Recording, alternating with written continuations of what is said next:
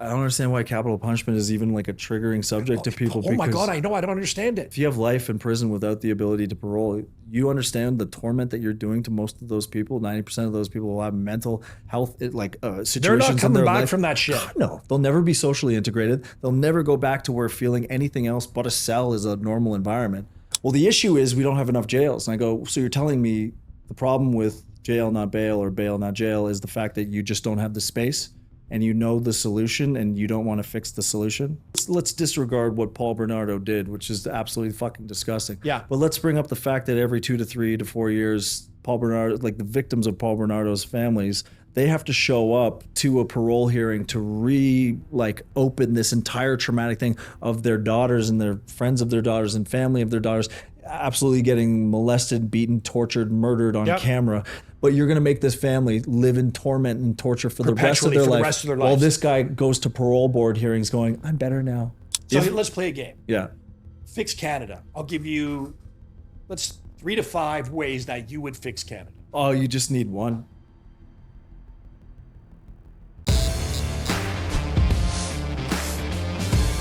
Brad Smith. Yes, sir. So, generally when I meet someone that I have no clue as to what they are, I mean, you and I had a bit of preamble. I looked at some of your shit, but what I didn't know was that you were the original Canadian Bachelor. So should I leave just now? Should we just No. end this? Go, what the hell is this douchebag doing in my... Buddy, we're going to talk. That's awesome. It was. How was that, though?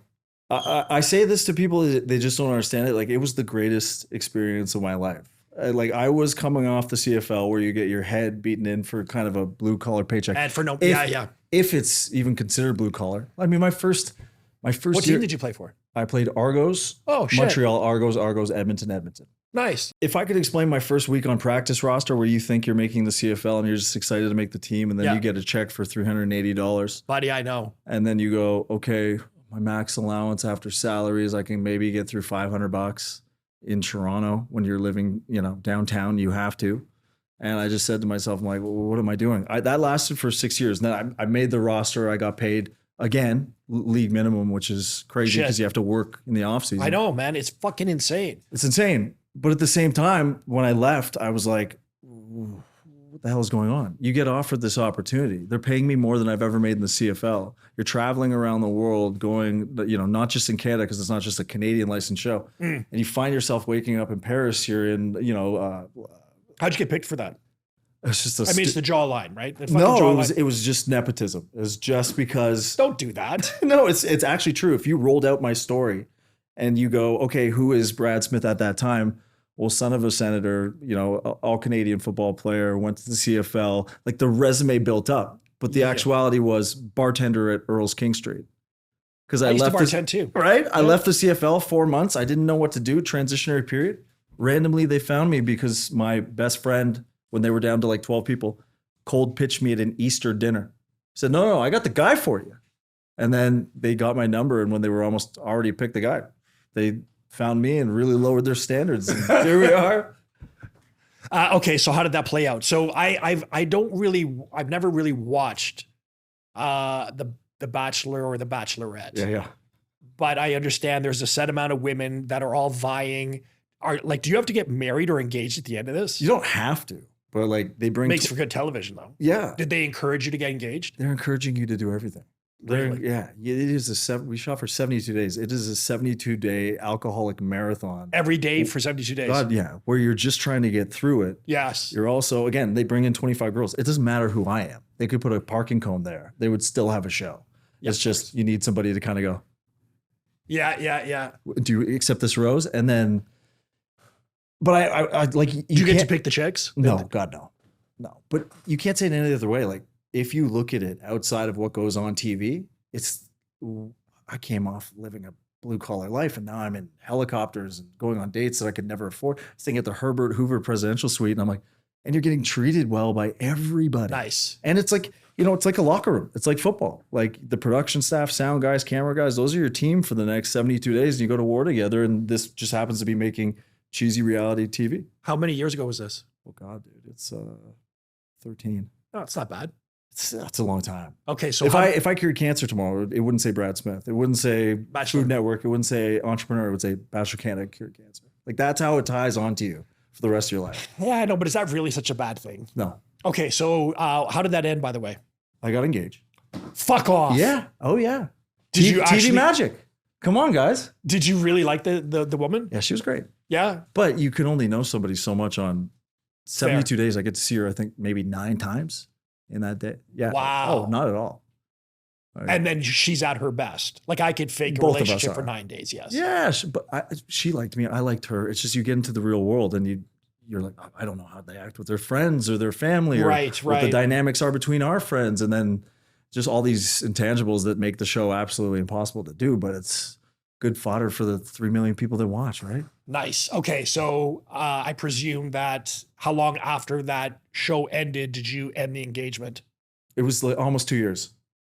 2 years after the show? Yeah. You actually fucking dated her for 2 years? Dude, I lived in her house with her parents in Mississauga. Wow. Yes, I didn't know that Eastern European people, they don't leave the house until they're married. So they were like, you come live with us. And I was like, let's do this. I went all in. Okay, so why did it end then? Because you just didn't know her at the end of the day? You lived with her for 2 years. That's a bitchy excuse. Yeah, I mean, maybe, but it's just like 2 passing ships. She wanted this, I wanted that. And all those conversations that happen on TV happen on TV. Oh, no way. Yeah. So what did she want? What did you want? I don't, to be honest with you. Okay, fuck her. What did you want? Like, to be honest, from what I remember, I wanted to live downtown on my own.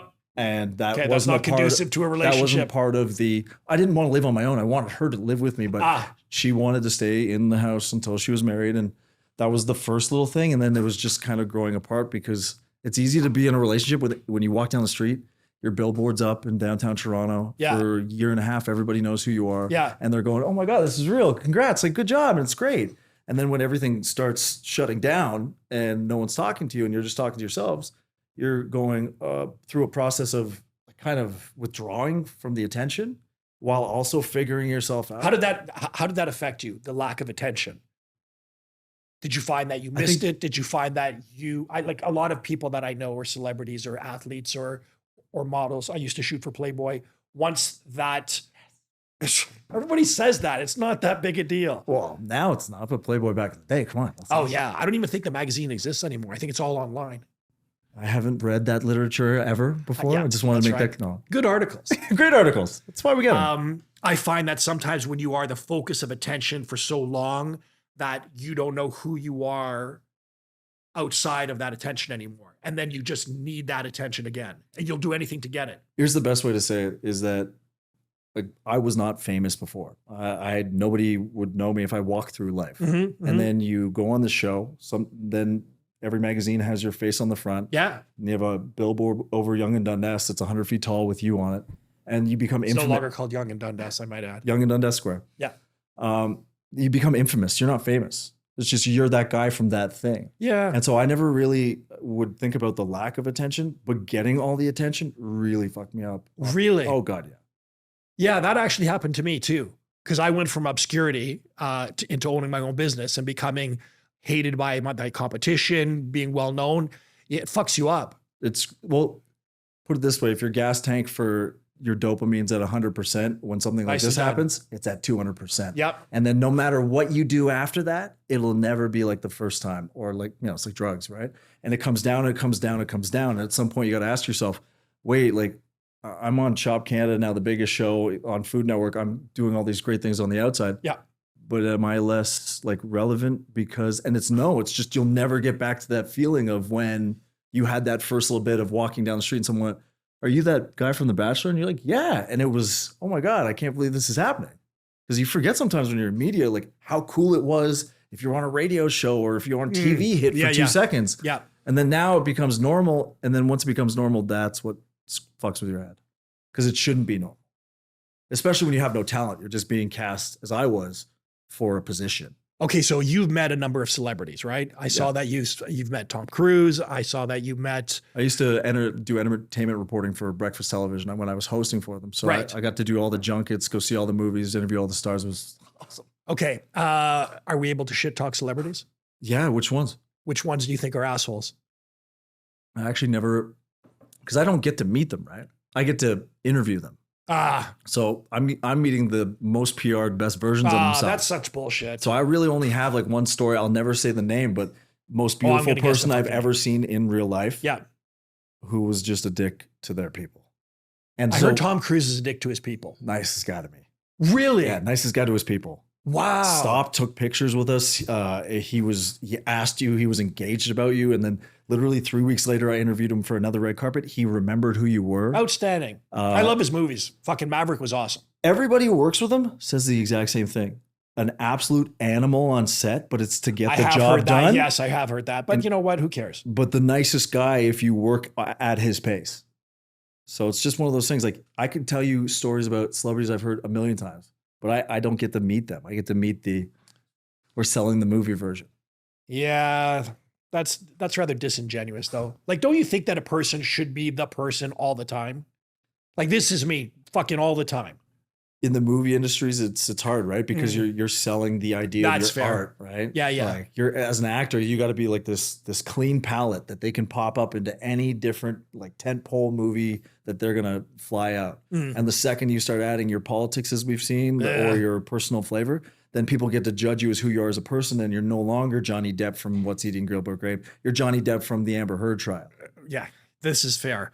And you know, you raise an interesting point because typically I try to detach myself from an actor, from their politics or their lifestyle. Tough these days. Right. Because I used to love Robert De Niro, dude. Like, I fucking used to love the his man. movie, right? Who's But the man? now I can't fucking watch his shit with his real intense hatred for Trump and his advocacy for, because his daughter's trans, right? Or his boy, whatever. I don't know which way his sibling, his son and his daughter going, but he's got a trans thing happening there. And so he's a very staunch advocate and he's just so angry. Yeah, he's really taken the Trump White House as an absolute time to go into something I don't think any actor should or any business person should. You can have your political opinion on either side and you're entitled to that. But the second you go into activist mode, you change people's perception. Like, I can still watch De Niro.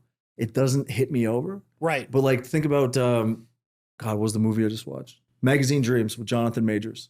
Right? So Jonathan Majors gets canceled for this run-in with his girlfriend at the time. He was the guy in Marvel for King. He was in Creed. Yeah. So I'm watching this. Yeah, Creed, great movie. Yeah. So I'm watching this movie, Magazine Dreams, on the plane, and I'm like, man, should I even click this? Because, like, you know, I don't really agree with what he did to his girlfriend. He was charged. But isn't that allegedly, or was he actually convicted of it? I believe he was convicted. We can AI that one, but I think he's convicted. Okay. So then I go through this movie and I find myself going, this is some of the greatest acting I've ever seen. This movie is freaking incredible. Yep. But should I talk about this on my radio show? Because can I talk about it or promote something that has like an actor that does have a domestic abuse claim or charge against him? Yes. And it's like, it's crazy that you can do that. But with the De Niros, the Ruffalos, these people who go. Fuck him too. Well, think about Clint Eastwood, right? Yeah. He had $1 Million Baby and Gran Torino and was like rattling off stellar movies, goes on stage, talks to a chair. We never see from him again. Fair. Yeah. That was Clint Eastwood. If they can do that to Clint on either side, like Ruffalo's getting kicked out of Marvel or people don't want to see him in Marvel anymore because every time he speaks about socialism, he doesn't understand that he's a wealthy elite that has no understanding of what the common person actually is going through. And he's a shit Hulk, but I digress. So yeah, he's not bad. He's terrible. Come on, dude. God, but like him in Spotlight, him in like a lot of movies, he's an unbelievable actor. But now, like, can you get rid of Ruffalo's head going, what's the tagline of the day now, bud? Do you think they act out in such a manner to be relevant? I think they want, because now it's not like film is not cinema, it's not art. You're watching a Marvel movie with, you know, CGI and the script's finished while they're shooting.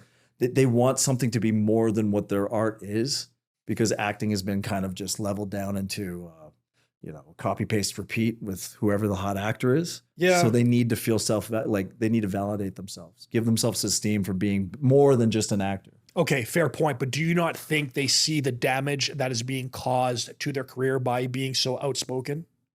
When you have fuck you money like Ruffalo would have. I mean, I don't know if he's got fuck you money anymore. With Marvel, I bet you he's in the 50 millions. And so if you've got $50 million, you don't have to work again if you're properly invested. Next thing you know, you think that you can do the reverse Joe Rogan and say, this is what I'm worth, except for Joe Rogan selling to he's selling to a 50+1% audience, and Ruffalo's selling to whatever movie audience he's in. That's fair. But I'll still watch Will Smith. I mean, I hated what happened at the Oscars, but I will not give up on Independence Day in 1994, one of the greatest movies ever. iRobot was great. Was that? Oh, iRobot's great. Yeah. Ali's great. Yeah. Like all of his early stuff, great. But the guy went crazy, and now you associate that. But can you separate the art, right? And you're able to separate the art. Yeah, because you're delving into fiction regardless. These people's lives are fiction. Hollywood's not real. Oh, yes, clearly. Lived in LA for 4.5 years. And Brooke and I lived there for 8 months on a separate note. Like legitimately, when you go in there, people will be like, how do you describe it? And I go, well, every 18-year-old girl has a Range Rover. And you'll ask yourself why, and you'll just go, the industry is this cesspool, seedy kind of place that happens within a confined 4-district area. And everyone goes to the same spots, paparazzi at the same spots. They know where they need to be when they need to be seen. And it's just all social climbing to see how can I make relationships, not for relationships, but only for that shot in the door. Yeah, like we've been to LA. I've had via Perfect Sports, we've had a number of celebrity-ish type people, athletes. They all say that California is just a facade. It is just fake is not really the right word because everyone there is social climbing. And I think you just lose your soul trying to play that game. You have to do in order to get your face on a billboard in LA, those people have done whatever it takes to do that. I have heard this, yes. And I'm not saying salacious, but whether it's using relationships or navigating improperly networks, it's like the days of you being Jared Leto living on your beach, living in your car on Venice Beach or whatever for 9 months, and then you're the most masked. That doesn't happen anymore.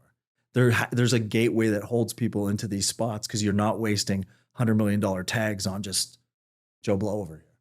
Yes, and I say this from a position of being comfortable, but I think there's a point where it's just not worth your soul. God, no. Right. But if, in all honesty, if CNN was like, hey, Brad, we like your show, I want to give you $20 million to read the prompter, I'd have a really good think about it. Do you know what I mean? Everyone's coming to the cost of I would never do that. But people don't understand. We throw these numbers around millions of dollars. They don't understand what that money does to your life generationally. And so you can see at least how people do sell out. I'm not saying it's right or wrong. It's for anyone to decide. Yes. But when you're offered a check and it has 20 followed by 6 zeros, are you going to go, no, my soul is worth? Some people will. A lot of people will take a breath and really think about it. Sure. And some of those people are also the ones going, I would never.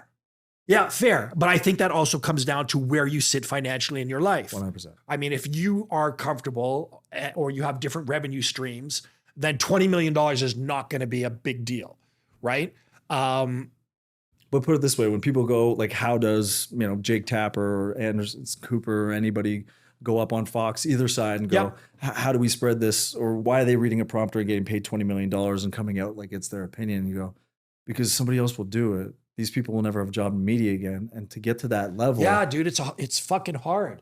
To perpetuate something that is false. If you're saying or doing something that has a negative impact on society, and I say that because I am comfortable. I don't know if that's really worth it. And let me clarify, would I do it right now at this point in my life? Absolutely not. I wouldn't, because I'm okay with nothing. Don't say you're okay. No, I've been an entrepreneur. A lot. I've had everything, nothing. Me too. Everything again, nothing. Me too. Never changed who I was as a person, and I honestly liked when I had nothing sometimes because first of all, it initiates or restarts that fire. Do I still have that to get what I had back, or do I want more? Or do I want less? But when you have nothing, it's that anxiety, that fight that gets you through it to the other side, where you go, oh, that's why you fall down. So I can keep seeing if I can pick myself back up and do better. Yeah, falling down sucks, dude. I've had 2 major setbacks that, I've said this a couple of times on the show. When I first started the supplement company, in my first year, I became a millionaire. 3 years later, I lost. What year did you start? 97. That was Diesel. It was at the time called Supreme Supplements. And then I changed the name to Perfect Sports. It was called Perfect Nutrition at a time. And then a year or 2 later, it became Perfect Sports. But when I first started, dude, I came from nothing. I had no business being in this business. I was just arrogant enough to think that I could do it. And a tough business to get into, supplements. oh, dude, everyone hated me because I was this arrogant punk. I was either going to be a fighter or I was going to go into the supplement business. And I thought, fuck it. I had a bunch of pro shops. I sold all the pro shops, put all the money to develop my own line. And I came out of nowhere. And I just didn't believe I could fail. So no, I didn't believe that I was not going to get what I wanted at the end of the day. And fucking people hated me talking shit, and it fucked me up. I'm like, I went from being in a pro shop playing fucking Warcraft, it was actually StarCraft, to coming out and everyone talking about Bruce is an asshole. Bruce makes the supplements in his bathtub. Bruce came for money, which I didn't. So that fucked me up. I went from everybody talking shit about me and I didn't know how to handle it. So that's when I developed this thick skin of like, at the end of the day, if I can look in the mirror and I'm okay with what I am and what I've done and who I've treated, or how I've treated people, fuck everything else. Yeah. So, well, you have to develop that grit, right? I mean, yeah. Like you want to talk about the amount of conversations I've had about soft generation, and you're like, yeah, but that generation they learned how to be soft. Agreed. Like it's not just they came in, we gave them cell phones, and next thing you know, they're all soft because of social media. So why do you think we are perpetuating and encouraging that victim mentality, that weak, soft, fucking lazy behavior? It's hard, right? Because parents are doing the best they can at every stage. There's no playbook for it. Yep. But at some point, the small percentage of voices about how parenting had been done in the past usurped the large majority of how parents, actually want to parent. And now you're having conversations in public of, can we do this? Should I approach my kid like this? Is it okay to even, reprimand my kid in public? Okay.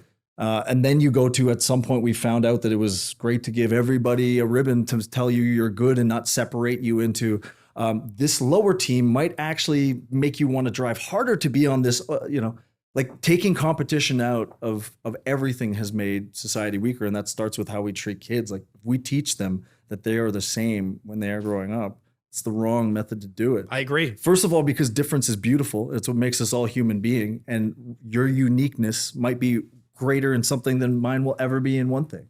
Sure. But when it's on a purely level merit based, when you're kids and you start them off thinking we're all the same, it takes away that competition aspect. And that's how I got through my life, was no one was going to beat me. Like you're right. I'm going to go one-on-one with you. And if you beat me, I'm going to spend the rest of the day figuring out how I'm going to beat you. Brother, that's exactly how I used to do shit. Like that's how I remember when I was taking motorcycle lessons. I wasn't great in the beginning. I was shitty at it.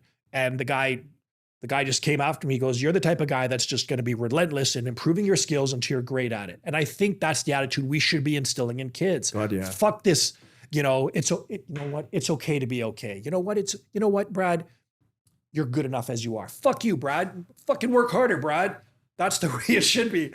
And coaching has been given a bad name because you see all these places they're like coaches that shouldn't be coaching younger kids. Sure. Like sports are being taken way too seriously at a younger age, with parents not realizing you got to wait for your kid's body to build. A 10-year-old who's number one still statistically is under a percentage chance to go to the NHL. Yep. Even if he's a hero where he's going to be. But do you not think the work ethic and the drive to discipline? Yes.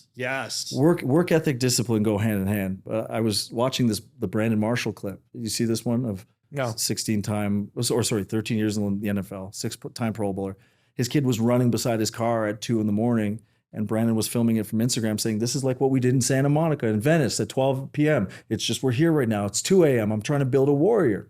You want discipline. This is going to be discipline. I'm not going to put my hands on you, but we're going to run. And I looked at it and people are going, oh my God, this is terrible. Would I have liked that as a kid? No. But do I look back now and go, man, I wish someone had instilled discipline to that level in me?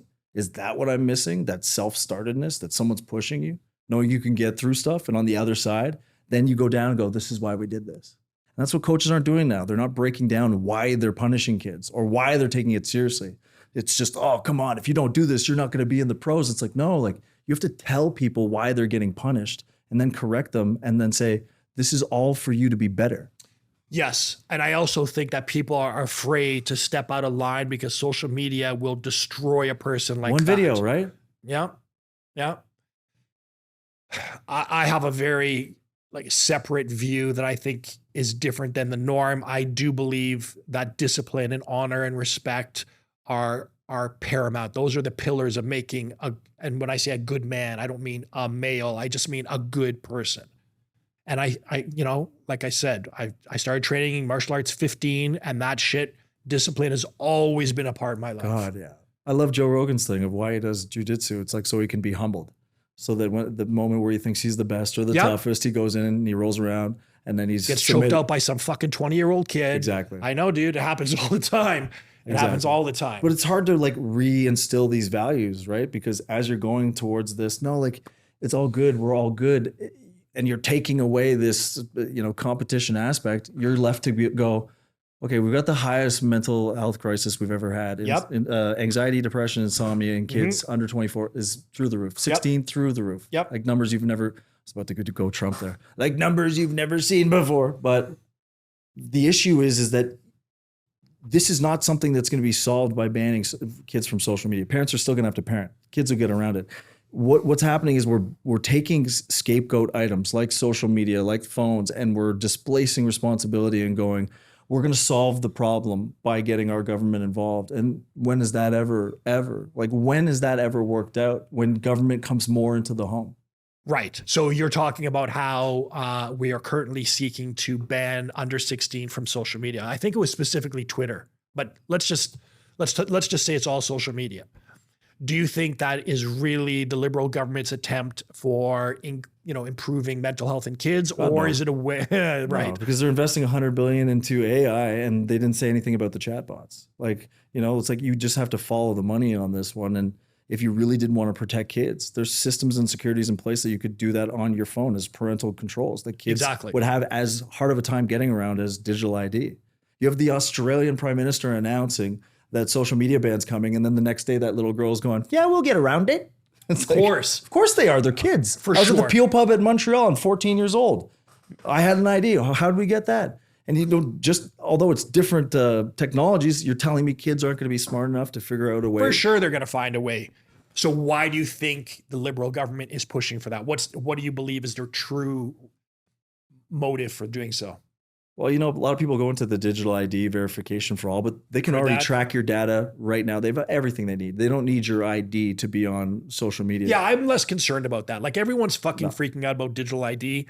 I concur. They already lived. I talked to David Shipley. He's the CEO of Boaster on Cybersecurity, probably once a month on my show. And legitimately, the guy is a godsend. Testified in front of Parliament, committees, everything. And he literally said, Brad, they don't need the digital. They've got all your info already. They have everything they need. If you think of Enemy of the State, Will Smith, 1998, like that is what happens on a daily basis. They don't need any of this stuff. So what is the game plan behind this? And you got to go, okay, well, what's the globalist approach to doing this? It's linking your networks together, Australia, UK, Canada, to bring it across the globe and going, well, why do you think this is? And for me, it's got to be to implement an online social media strategy to start disseminating which information is correct and who decides what's correct and who gets to see what and who is seeing what. Yep, I agree 100%. What makes me nervous about that is how they're obviously going to be the powers that be that to decide what it is. Well, who tells the truth? Like unelected people who are going to be in a ministerial position with powers to decide what's true, what's not, what's right, what's wrong. It's like, well, who's going to decide if it's like bipartisan? Is it only partisan? Who decides the ideology? It's like, and who are you putting on to decide what's true and what's not true? And that's the frightening thing. Well, it's just a clusterfuck. It's what's happened with this whole globalist push. Justin Trudeau on today in Finland. Oh, buddy, I know. Let's say June 29th in Finland, giving you a middle powers unite, let's band together, but more justified with different words. Like, if we don't do this, wouldn't it be great if your elected officials made policies? Except for the fact in 4 years they're out of here, and then what's to say the next government won't change that? Wouldn't you like a group of people overseeing these elected officials so that if your elected official doesn't leave, you get to keep the same policy? No, I don't want the EU. No, I don't want blanket unelected officials telling us what we want to do when we're changing governments just so that we don't have archaic stuff or crappy stuff staying in the pike. Yeah, and he's such a smug prick too. The way he tries to sell it, it's just that fucking hair of his. Let's be honest though. When he comes up on stage and he's like, oh, this is a big crowd. Oh my God. You guys just know that my girlfriend's not coming. And I'm like, already going with the Katy Perry is my girlfriend, which is like, do you like my pants? They're $200. Great pants, right? You like my girlfriend? She's hot, right? I'm dating a superstar. Yeah, I don't believe that. I think she's a beard. A little bit of, argument to be made. Really? You don't think he's gay? I said argument to be made for that. Yeah. Yeah. So what's your opinion? Or you don't want to? I don't really care about it. No, I do know. whatever you But want. what I think the problem with is if you're gay, just be gay. Who cares? Nobody gives a fuck, right? There's I think still something about hiding it. Like didn't hurt Obama. Or yeah, there's still something about closeting that really kind of puts a dark cloud on it. So like, I don't like to think about it. I don't like to mention it just because it's like, if he is, I don't care. If he like that, what he does didn't affect what my perception of what his policies were. So Yeah. I think a lot of people want to keep that ideology in to be like, oh, if he was, that's another lie. It's like, no, like just look at his policies. They're equally terrible in every single metric. I don't give a fuck Focus on what how you're doing in terrible the he was. bedroom. You could have a goat in there, right? As long as the goat is consensual and the goat's cool with it, I don't give a fuck, right? My problem with if he is gay or not, it's just that own it. Some of my best friends are gay. Like, Yeah, God, yeah. Do your job, dude. If you're good at your job, I don't give a fuck what you do. Like when you say ally, I've presented at the Toronto Spirit Awards, like the Icon Award, to one of my best friends who's a brother. Like I love the community. I hate how it's been hijacked a little bit. Yeah. But like this conversation about having like Trudeau sexuality is like, if we're going to erase all of our nationality because we want to get rid of statues and all that, let's just erase the part where we talk about him functioning as an extension of Canada still and still in a conversation. He did irreparable damage, but he was the puppet, not the puppeteer. Fair. So if we're going to go down that road about he was merely the face of the Liberal government at the time, I've had numerous people, depending on how deep the rabbit hole you want to go down, who would you say the powers that be are? And how far do you take that? Do you take it to the elite families? Do you take it to the church? The thing It's about crazy how deep you can go. If you go above the banking system, Yep. if you go above the Klaus Schwabs of the world, you're going to get into so many rabbit hole conversations where there is more hearsay than there is anything else. Yep. So if you just take it to the WF and the global elite, that's your biggest threat to Western humanity, right? Because you're setting up all these policies with people who are actively, George Soros actively saying like, oh, I'm here to make money. I don't care about social consequences. You're here having like the most socialistic terms and policy names thrown at you from Klaus Schwab going, well, you'll own nothing and be happy. Like it's insane that this went so far under the radar before Elon bought Twitter. Yes. To that WEF only comes into my zeitgeist in like 2021. Now you look back at the agenda and you see how everything's unfolding. And you're like, well, if you don't at least accept that those policies that were largely globalist made by the WF and supported by UN and the EU are now rolled into Canada since 2015, then I don't know if we can be on the same page. I'll have the discussion, but it's like, if you don't see those things panning out, then we're just in the wrong state right now. I think, first of all, that statement is you'll own nothing and be happy. People do not understand what that truly means. People are going to, so I've actually spoken to some people that think they're going to live this non-materialistic life and be content. Like we're all going to braid our leg hair and fucking scream Shumbaya. That's not what that fucking means. No. Right. And so when you're dealing with people of that intellectual ilk, we can't have that conversation. The Democratic Socialists in New York right now, who just run congressional seats in their primary and Senate seats, they're literally saying some of the most atrocious things ever, and they're getting elected into Democratic primaries running on anti-America. And like, this is like, at what point do you have to shake somebody in the shoulders and just look at them and go, socialism and communism has been here since the dawn of time. It always runs the exact same way with different technology. You think you're going to be better than this, but look where your money's flowing from and to. Like you will get strangled by the elites in the same way and left in the dust while you prop them up on virtue. Yes. And it's just like, if you don't recognize that, we can't help you. But I can point out Mark Carney gaslighting you and lying to you.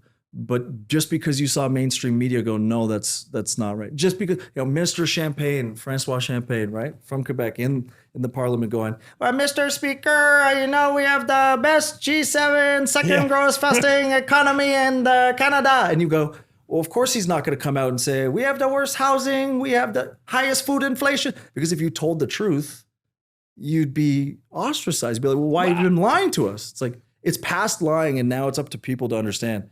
You can choose not to see, or you can choose to see, because all the information's there for you.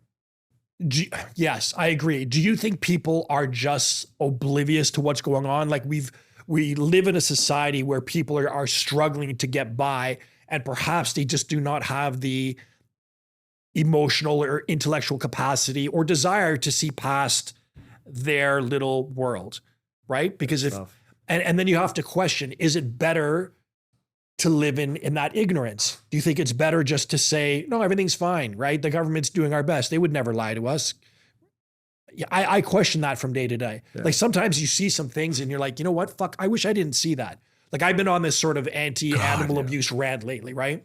And then what happens is you talk about animal abuse and then you just get fucking flooded in your DMs. Do you know about this? Did you see this? Did you see this? The algorithm takes over too. Right. And like, oh, bro, like I fucking hate seeing shit happening to animals. So I have this conflict where do I report this and perhaps enlighten people, or do I not report it and then it's likely to go on? So do I save my soul by not exposing it and having to deal with it, or do I suffer through it so that perhaps you guys could say, you know what, that's not right. Let's speak up about it. I think it's how you're taking in the material. If I were to tell you, like, so I started filling in for radio just as part of, like, at first it was like shits and giggles because no one understood that I could talk politics. And I go, well, osmosis, my dad was a senator for 15 years. Nepotism helps too. But like when you push into this and you realize you're waking up every day, you're into the algorithm the second your eyes open, and you're consuming 99% just clickbait, rage bait, stuff that's going to fuck with your head regardless. And if you're not processing that and you're only delivering it out in anger, or if somebody's just going out to say like, look what they've done, look, and you're in that rage moment your whole time, like that's what you're going to perpetuate for yourself. If you're not finding a way to like broadcast it and at least make it palatable, because conservatives know what their base, the conservatives know who their base is. They're not going to leave. It's like, you know, from conservative to liberal, it's two times less likely for conservative to turn liberal than liberal conservative. So your base is going to be good, but it's a numbers game. So how do you attract female liberals and liberal boomers? And that's something that hasn't been done in the Conservative Party. Their messaging's been the same, their acts have been the same, and they don't realize this is a numbers and recruiting game. And so how do you change that over? And the problem is like, if you're just selling factual stories about how the world sucks and Canada sucks, no matter, their feelings are going to be first hit by it. And then they go, no, it's not, because look at this. And the retort is always what mainstream media is telling you. Yes, I get that retort. And just to finish, it's just because, guys, 75% of people don't walk around talking politics all day. And they don't know, like they live in the life like I did before COVID. You pay your bills, you walk through life, see it on the news if you see it, and then you're figuring out how to get through it. Not until everything goes away and then you're paying the government back and you're figuring all this stuff out, do you go, wait, this is how it works? Like most people cannot have high fluent conversations in politics. And so the problem right now is the media is saying one story, and then the people who are broadcasting the points are saying it in political terms and not how do we get the message out that, look, at this is what he said, this is the actuality. And just flat, no economic terms. No, this is what's true, this is what's not true. Yeah, but that doesn't happen in the media. It happens in social media. You just have to find out how to make it clickbait, rage bait, because that's what gets stopped on first. And that's wherein lies on both sides the most mis and disinformation. It was in the rage of performing something you don't fact check because you want to jump on board and go, yes, you're fucking with me. I get it. Like he's seeing what I'm seeing on either side. I've now tried to temper the way I actually say something. First, as you brilliantly said, something will come out and people will jump on it without even knowing if it's factual. First to clicks. Right. And I think that's very dangerous because if you do have a platform, I think you have a certain amount of responsibility to make sure that what you're saying is true. Okay. Yeah. Then I think you have to take the topic of discussion and see what that means to you. See what your take on is. Get your emotions out of it and the impulse, and like, how does it settle in you when you see it clearly? Yeah. The only time I can't do that is if it's regarding animals. If it's regarding animals, I'm fucking with you. If anybody ever, like, I saw, what was it? Last year, like 6 months ago, some guy trailing his dog behind the car just for a walk. Yeah. And I was like, get the license plate. I want to go. Like, if anyone did that to my Charlie, I would. Yes. Yeah. Right. So, yeah, I have a hard time detaching my emotions from things that have to do with animals. in terms of politics, I think you really do need to see the nuance in what is being presented. The media is so heavily biased towards the Liberal government that I don't even know if you can discern any truth from that any longer. Well, even look at this, as they pull back the veneer on CTV and CBC the last couple of weeks, where panelists who are loyal Liberals are coming out and actually going against Mark Carney or saying things. You're going, oh, has the veneer wear it off? You're like, has the veneer wear it off? Or is this just people going, God, it looks like the ship's going down, and am I going to keep bailing the ship out while there's holes in it, or am I going to jump off and get a new ship?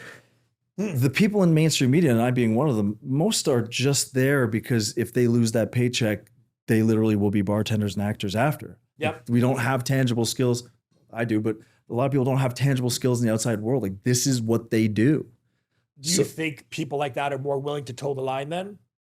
Well, I've been in the newsroom. You're sit at a general meeting. The stories come out. Who's going to break each story? You wrap an idea and an angle around it. Those angles are usually influenced by what the newsroom is. They're predominantly liberal newsrooms. Yeah. And your story is not only flying out to people on air, but it's also flying out to your colleagues that you're cutting the story in the room. Are you going to have to fight at work? Or are you going to have to, or is everyone just going to be merry and on the same ship here? I know it's not a very like it's a disheartening statement, but that's my experience with them. It's like, if you go against it, like, people don't like me because they think I'm some right-wing lunatic who does a conspiracy show. And I'm like, I voted Liberal 95% of my life. Like, I'm the guy conservatives should be attracting, because it's, how do you get this person who wasn't involved in politics, opens her eyes and goes, oh, this is the research. Not just because I go, hell yeah, I like Donald Trump or something like that. Right. Would you consider yourself a liberal any longer? I think I've had the exact same values. It's just the party's left me, like so many people have said. Yes, I agree. Socially liberal, fiscally conservative, always consider myself a centrist. Yeah, I don't know if that exists any longer, though. It just seems that we are being pushed to have a side, right? And I think that comes down to the way society needs to divide us so we're easily conquerable. Well, it's a fight back against the two-party system. When Reagan won in '88, the supermajority, the red wave, they looked at that map and go, we can't have two people on stage talking policies and not debating each other. Like, their policies are close. We have to separate these. This is what makes you right. This is what makes you left. And that is what started it. And then Trump and Hillary Clinton really divided it down to, you're on my team or you're on her team. And that's where I think it really was point of no return. Interesting. Do you not feel that the goal of the government should actually be working in the best interest of the society, of its citizens? Always. And do you think that's the case anymore? Absolutely not.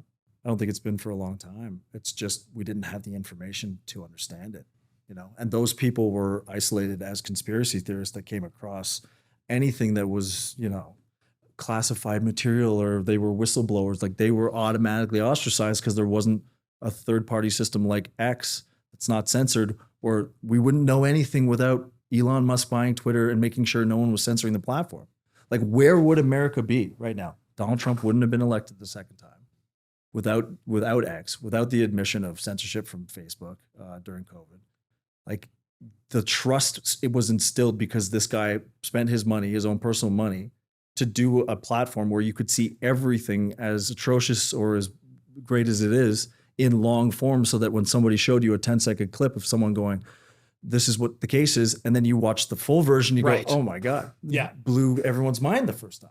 Yeah, I really saw that come into effect with the Charlie Kirk, the incident where people would show small little clips of him talking, and then they would use that as their basis of he was a homophobe, he was racist. And then when you take a look at the broad context of the conversation or the clip, it'd be like, this is really what it's about. But again, I take offense to that sort of manipulation, because at the end of the day, you should be seeking truth. If it's a liberal truth, if it's a conservative truth.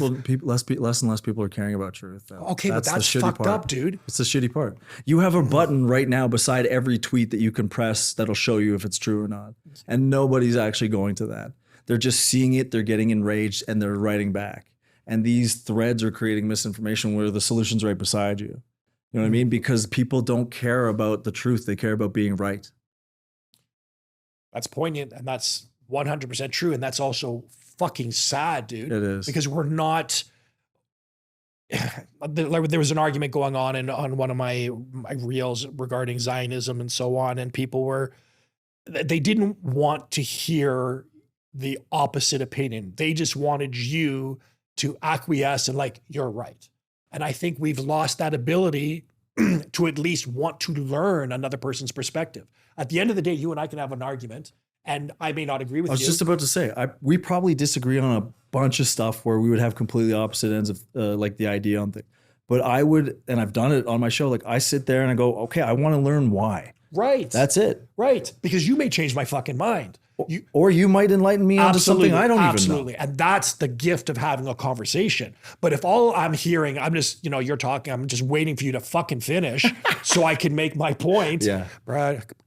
You got that one key word and I'm going to fucking nail him with this I'm going to wait for that fucking pause and I'm going to, like I think that's a problem and it's becoming worse and worse. And how do we ultimately receive the truth on a topic when there are so many tools that are being used against us? Well, it's from trustworthy people, right? And so you look at your... But then you get censored. Well, yeah. Or deplatformed. Well, here's the thing. You look at our leaders, are they trustworthy? You got to say no, right? Because they're in an institution that is innately corrupt in Canada and the US when it comes to government. Transparency is not on, like, if transparency is not your first agenda item on every single thing when you roll into government, you're fucked going forward. Because that's the only thing people are going to be asking for. So after that, it's your news, your media. Is that trusted? No. Then it's social media. Can you trust it? No. Specific few people. So it's like, who are going to be the pioneers that are going to come out to be those points of reference who will not only stand corrected, but uncorrected as well? Like that is those people. Like if you come and see somebody not reading a legal note being like, well, I have to retract because I said this. And they look at you in the eyes and go, yeah, I said this on this date about this. And you know what? I was fact checking the moment. I was completely wrong. I want to do better. And like, that's what you're waiting for people to do. Yes. Like they talk about defund CBC. I went into these people, into the conservatives and said, don't defund CBC. You're going to eliminate your female voice and you are going to not show compassion. You're going to tear down this company that for 91 years, you go anywhere in the world and you say CBC, it's a value. That's billions, branding. That's billions of dollars of branding to have a household name. But how do you fix that? It's 10 years of corruption for 81 years of actually producing some of the greatest things that we have as historical content, especially in the 70s, 80s, 90s. Do you think you can repair that distrust? They have the ability to go right now and completely overhaul the executive structure, tear out all the pork and fat that's there, and create actual functional production metrics that make good content for people, not quota content. And then on top of that, what you do is you have the ability on your news program right now to run an AI fact checker in real time and show your people who is actually trending, which hosts you can trust, which you have all this capability that you can do. Just no one will put their fucking money where their mouth is. Because if you start looking like somebody who's under an 80% rating, well, now you've Ubered your media personnel around you, which should be done. It'll force them to be better people, but it'll take away the opinion swang, which is 24-hour news cycles now.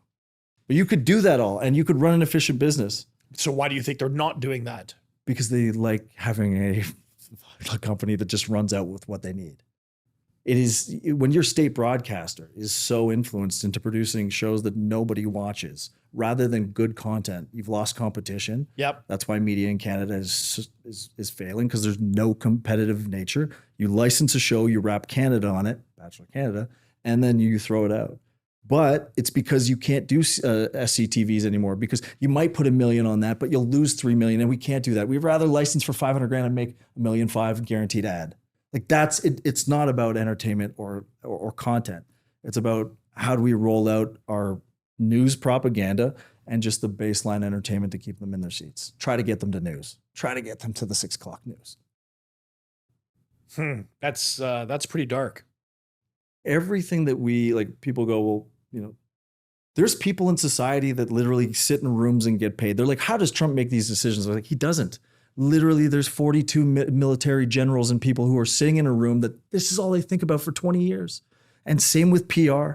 Same with messaging, same with comms directors. They sit here all day and go, how can we make sure that when Mark Carney comes out and he says we have the most affordable, the best affordability we've ever had, how can we back this up with facts? Oh, we can run these lines. These are tried and tested, grocery benefit, essentials rebate, all this stuff. It's tested. And we've shown that 3 markers will get you not to check facts after. Like, that's just a made up statement, but these people sit here and think about how to trick people in. But with a modicum of research, you will find holes in that story. How many people you have in conversations with go, okay, stop. Like, I need to check that out because I like what you said, but I'd like to check it out before we continue. Okay. I would say the proof of that is the livelihood is pretty much, let's say 70% of Canadians that are struggling. God, yeah. The groceries are out of control. 2.2 million in food banks. Crime is way worse than what the media is projecting. Well, not downtown, but it's pushed out to the more vulnerable urban areas. Like, that's the thing. It's like, okay, focus on the cities to clean them up, but what happened to the suburbs that are getting absolutely pillaged right now? Yep, there's that. First generation Canadians are never going to be able to afford a home. Okay, the fact that we're allowing such rampant immigration, which is just bogging down the medical system, the law enforcement, it's just a perpetuating problem. To me. And immigration, you want to talk about the worst thing that's happened about immigration is the fact that actual immigrants to this country and beautiful people who came here, whether it was the 60s, 70s, or, Eastern Europe in the 90s, they came here. Now people are now associating, because this is neo-Marxism, subdivide into groups. People are now looking at somebody from India who might have been here for 20 years, who's a beautiful Canadian citizen who has a Leafs jersey on. It's unfair for sure. It's ruined the idea of what the immigrant dream in Canada was. Yes. But that was the goal. You think so? 100%. Destabilization through immigration collapses your infrastructure and resources, but more so than that, it neo-Marxistly socially divides you into, now those beautiful immigrants from Canada are no longer immigrants. They're going to get grouped in with that immigrant population. And you're like, no, we want proper immigration. Like, that's part of it. But if you say immigration without the context of, I want proper immigration, well, then you're a bigot, then you're a racist. But if the actual idea is to understand, why did they bring them in? If not to prop up our GDP per capita for our economy, or to socially divide people by understanding that when you bring in people from countries that aren't vetted properly, that they will not assimilate unless there's assimilation-based, quotas or ratios. Yeah, they're not putting any effort into assimilating. Fuck no, you should be like, I'm grateful every day that I come back to Canada from any other place, because at the worst, even now in our economy, we're still better than 99% of the world. Like, that's how bad it's gotten that we feel this way now. They zapped our middle class in 11 years. Like, if you look at Canada before in 2014, it is socialism personified. 100%. The correct version of socialism. You free market, you can make whatever you want, social network where anyone can start and like get their, come here for the Canadian dream, help if you need it, if you are someone who paid taxes. And then they ruined that within 11 years. And why? Because if you just stabilize the middle class, wealth pushes out to the upper and the lower. Yep. And now you have baby boomers with, oh my God, all my nest eggs is in my house. Well, no one can afford to buy that house. This value goes down. They lose their nest egg. These people, you're trying to break the system, or else, like Mark Carney, okay? Like, put it this way. If they really wanted to change things for the better, if they wanted to help you, even with the minority government, they would. They would do bipartisan bills that would pass exactly what you need to get help. If they wanted to create infrastructure, they'd repeal all the red tape they've put on with a majority government, and they would get it built. Right. Germany, 2022. They built a pipeline in 194 days after their economy almost collapsed because they put specific measures in place to basically remove all the red tape. We need this pipeline now or we're dead. If they wanted to help you, they would. And it's clear that they don't. So they want to take things away. Right. While saying, here's your money back for your GST. Fuck you. You would agree that Canada is losing its top tier talent, the brains, the entrepreneurs, the killers? It's stats at this point. You can't even argue it. Right. 40% of the top 1%ers gone. Yep. 30 to 50% of the next 10% gone. Right. So you and I had a conversation prior to this starting about how I am going to be leaving for the US and you don't want to. Here's the thing is that like, well, we were talking about citizenship. I was like, I don't know if I'd ever give up my citizenship. Yeah. I've lived in the States, loved when I lived in the States. Is the opportunity right now better in the United States for Canada for pretty much every aspect? Yes. Okay. Unless you're a gold mining company currently. Yeah.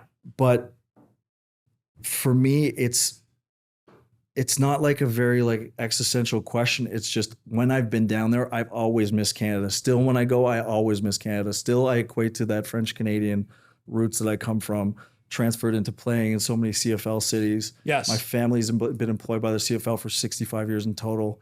Like it would be hard for me to give that part up unless it was something drastic, like people not being able to open their eyes once this 3 years is done.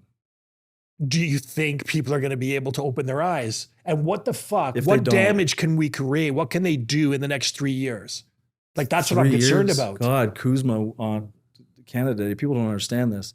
Like with the withdrawal clause that each Mexico, Canada, and US has, that Justin Trudeau did put in, like, yes, this extends year per year if it doesn't get re-signed, but they can pull it at any time. And people are going, oh, no, it's not that big. It's just auto, lumber, aluminum, steel. You go, first of all, those are fucking massive industries.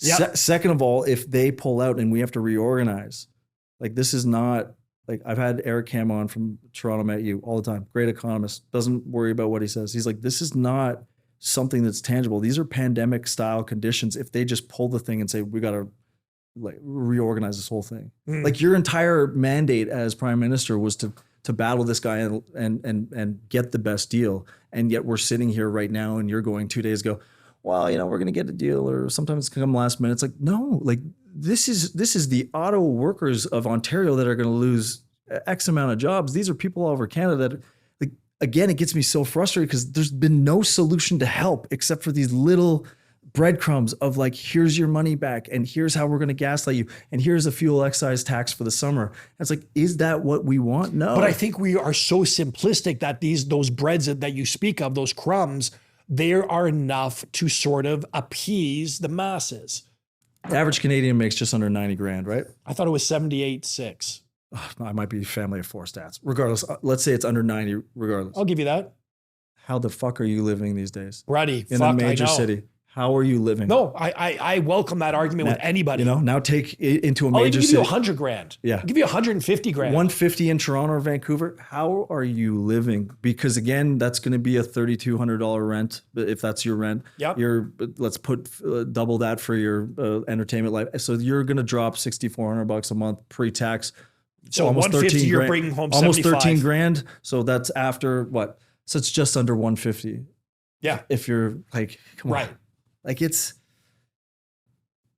the issue is, and that's not the issue. The way to say this properly is that the people who don't vote for conservatives, liberal women and boomers, right? Liberal boomers. So what is it that's going to get them to see where the country's going? Do you believe it was a fair and democratic? Well, the last one didn't, like, Carney now has a majority by doing something historically that's never happened in Canada before. He basically, we had what, 5 or 6 floor crossers, 5. Fucking anybody I talk to in the States, when I try to explain this, they don't understand how the shit works, right? Is it legal? Yes. Is it morally right? Fuck no at this point. Exactly, right? And so when I said that, I said exactly that. You had all these motherfuckers that, well, like the conservatives didn't bitch about it when people from the Liberal Party walked over to the Conservative Party. 2012, when you're in power, liberals could have voted to make it mandatory for a by-election to cross the floor. They didn't. No one does it when you're in power because you never do it. And so you can't complain when they do it. They're just gaming the system. And the liberals have been gaming the system better than anybody forever. Give them the credit for that. And they just, the issue is no one's calling out transparency. And when you do, nobody watches CPAC. Nobody's watching these fucking clips from Parliament. Nobody sees that. They're not making it to the news. They're not making it to social media. And anybody who does watch them for a clapback from the opposition, it's like, no. That question period is an hour long and it doesn't do anything except for expose the people who want to stand up and go, Mr. Speaker. Can somebody explain to me why the fuck that happens? It seems like we've gotten rid of everything that's archaic and we can't get rid of saying Mr. Speaker every 3 seconds. It's such a Mr. Speaker. Yeah, and then everyone is, you know, like they don't know what the fuck. They were on fucking Grindr a few seconds ago, and then they look up. Oh yeah, that's great. It's fuck off. I do not understand. It seems like such a circle jerk because nothing seems to happen or come out of that. Maybe I lack the intelligence to understand the purpose of this. But Well, it's essentially to hold the government accountable, right? But then you have the issue of, are they using their time properly? And you can argue no or yes. But that's not even the thing. It's like when you walk into Parliament, I was there, God, at the end of April for my dad's retirement. These people are very detached from reality. They're detached from what the average person's going through. They Fair. live on a very good 6-figure paycheck with pension and their expenses paid for. And they don't understand what the average person is. And when you can say 2.2 million people at food bank, people don't want to tell you 700,000 kids, and none of these fucking people are doing anything about it. Conservatives or liberals, I don't care if your conservative emotions have been beaten down after and after. Keep presenting them forward. The fact that there's 700 kids in Canada right now that don't have access to food properly, have to go to food banks. And when you go to a food bank, you're eating fucking bullshit that's going to make you sicker than when you, like, you want to talk about perpetual cycles where North America is one. Like, all you do to help is to ruin by giving your own money back, by giving shitty food to people. And then you're propping yourself up as this virtuous place because we allow everything to happen. Well, shit, some things shouldn't be allowed to happen. Right. And civil society dictates that by laws, and we don't even follow the parameters of our own laws. Exactly. That's why when people ask you why I'm like leaving Canada, it's precisely for that. Because we just seem to be going down a circular spiral down the toilet. And while we have the ability to fix things, we are so concerned, the Liberal government is so concerned about maintaining their power and keeping their power. But here's the thing, right? Sorry to interrupt you. But No, like, I don't give a fuck about that. But like, if you're looking right now what the problem is, what would you say the problem is as far as politically in Canada? I think we are more, I think the Liberal Party is more concerned about maintaining power. I think when I take a look at politics, I try and look at it from a business perspective. Right. As you should, like when you're, especially with a fiscal economy of our size. Yeah. Well, I also do it more, not just for the economic perspective of it, but if I wanted to, more like a Machiavellian approach to it. Okay, so if I wanted to maintain power, I want to essentially eliminate anyone that could rise up either because they have the business acumen, the intellect, or the dissidents. Exactly, right? So I want those fuckers to go, right? So that's why the brain drain is happening. Yeah. I'm going to make it just not financially worth it for the entrepreneurs to stay there. Because I don't like those guys because they are innovative. They might fuck them for employing 50% of the workforce. Exactly. In Canada. Get rid of those fuckers too. Okay. So I want to kill the middle class though, because those are the people that the masses have the potential to rise up. That's your happiest demographic if they are in a rich middle class. Right. So I want either to get those people to the degree where they're going to be killers, entrepreneurs. I want them to fuck off, but I really want the masses to go down to like the lower class, because those guys I can control, right? I'm going to make sure that you're indebted to me. Everything that you need, I will provide to you, buddy, but you want to keep me in power. That's what I would do the same thing from a business perspective. If we take a look at people being numbers, how can I greatly manipulate this scenario to make sure that I maintain my power position? I don't think the government gives a fuck for the people, unfortunately. And I think that's sad. I think there's good people in, but I think predominantly they don't care. Right. Yeah, you may have the outlier that actually concerns themselves with the welfare of the citizen. But for the most part, everybody wants to make sure that they maintain their salary, they maintain their power. And you know what? I actually think that's horrible. So if that is indeed the game, I don't want to pay that fucking price anymore. I don't want to stay here, pay 54% tax, go to the hospital and wait 17 fucking days to see my sprained ankle from rolling in jets. You know what? Be the only universal healthcare without two-tiered system.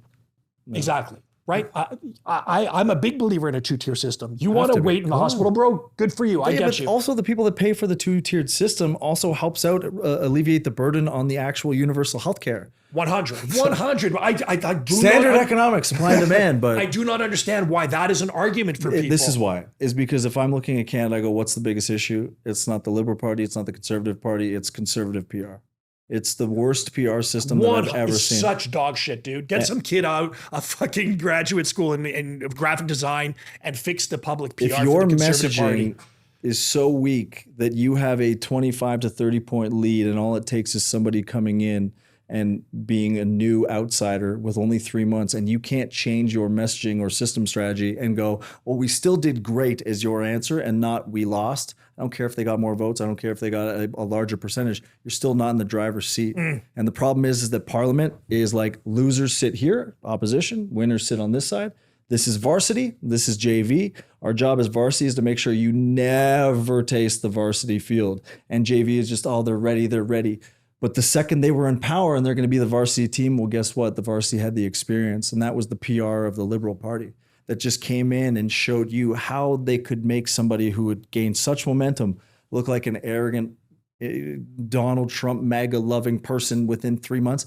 And the correction of that never happened. Nope. They never said, no, we're not Donald Trump. They never made a big point being like, we're not MAGA. This is what makes us different. They went axe the tax, defund the CBC, and straight forward to the end. Their arrogance created a blind spot. They got fucking pumped. And now conservatives, almost half the country, are paying for this, while the other side goes, ha ha ha, you're not in power. Well, you guys haven't done anything. Yeah, but he's popular. Like when I hear that, like his polls are great, I go, just one thing. They can't. And you go, he's popular. And I just want to go, yeah, fuck, I love the nice guy who runs you into the ground. I'd rather the asshole who makes the company run well. I concur. Again, I openly ask people on my social platforms, explain to me why you like Carney and what has he done to the benefit of Canadians. Because he's the ideal. He's the identity politics ideal. He's the Gavin Newsom of Canada. You know, like that guy who looks like he can sell you a high-end Range Rover, but he's probably hawking you stolen parts from the back. And yeah. I mean that with, do I mean it with respect? I don't know. But I'll say like Mark that's not respectful. I don't know how you can pin that. Like the idea of Mark Carney is what sold Mark Carney.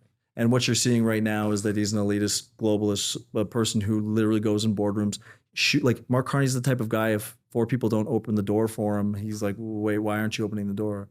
Like when you see him walk past the soldiers and he's like mimicking them. And like, listen, I went to a military boarding school. I have a long lineage in like when you're doing those things and you think you're cute, you're not respecting these people who are standing straight for 3 hours just so that you could come out to do one procedural movement because that's the exciting point of their day. And you're like, you know, it's just. I just find it intensely disrespectful. The way we're treating our veterans in Canada, North America, but let's say Canada, I find disheartening, disrespectful. Well, name me one. This is what I always say is like, just name me one thing that's been a great point in the Canadian system in the last decade. Yeah, exactly why I'm fucking off. Naming one thing that you can tell the people, this is what we did that made your life so much better on a grand scale. Thank you. Yeah, I don't have any. Do you? I can't point to one out of my head. Okay, because that's people a are going problem. to say GST rebates right off the bat. That's the argument. Like, I just don't understand what the solution is when you see your country. There's no way these, you know, again, the demographic of liberal women who voted and liberal boomers, there's no way they don't see their tangible life being far worse than it was 2 years ago, 5 years ago, 10 years ago. Just economically, they have to be struggling visually more. Around Canada. Yeah, but and I don't mean that on an immigration sense. I mean like how our infrastructure is, how our streets look. I mean, fuck, it took FIFA to come to Toronto for the streets around Queen West to look great. Yeah. 10 years ago, Queen West was the best place you could go in Toronto. Now, there's 25 stores closed within 200 feet of me and people everywhere. And you're like, oh, you just cleaned it up when the world came. Well, take the fucking tax. That's what happened when Newsom did it for California. But there's no incentive because there's no accountability. Municipal, provincial, federal, you give your money and you don't complain enough that it gets spent inappropriately, so they fucking send it wherever they want. I don't even think complaining will do anything at this point. That's the job of the opposition. Again, the PR behind it. The opposition could do whatever they want. The PR behind the machine of the Conservatives is so poor that right now you have Pierre Poilievre as the only viable person in a country of at least half of it of conservative people, some of whom are the greatest leaders ever. And this is the guy you're going forward who still after this is now the same Poilievre that was there. He hasn't changed. Mm-hmm. It's the same playbook. And he's going to be prime minister, but is that just because Poilievre is going to become PM? I just don't see, like, this is where my hope comes in. I just don't see more and more of this coming because since majority, we've seen who Mark Carney is. Mm-hmm. He's walking through like he's got impunity to everything in his life. 100. Like bailout for condos. Not a bailout. I didn't say bailout. That's not bailout. He's walking through as if everything that he does is just going to be received well. And then he just walks past it without even explaining it while gaslighting you to your face. I just have hope that the rest of these smart people, because these are not dumb people who vote for Carney. These are smart people who might just not be consuming the right kind of information or so used to having conversations where it's like, oh, we can't talk to him. He's a fucking far-right lunatic. Like and it might be somebody who literally is the most socially liberal but conservative, but those discussions not happening largely in that demographic is what's causing this. So how do we have those conversations in that demographic? That's what the PR for conservatives should be doing. Where are the people not on our team? There they are. Okay, how do we fucking attach to those people?